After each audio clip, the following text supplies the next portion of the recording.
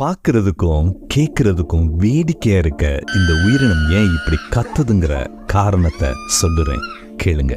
இந்த விலங்குக்கு பேரு மார்மாட். இது நிலத்துல வாழ்ற ஒரு பெரிய அணில் வகை.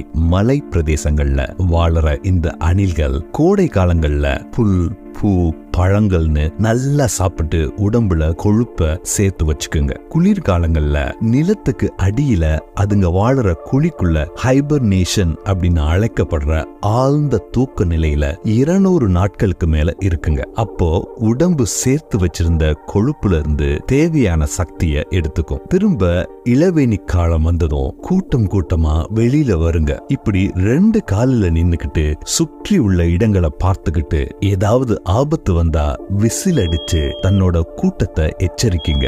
ஆபத்துல மாட்டிக்கிட்டா பயங்கரமா கத்துங்க.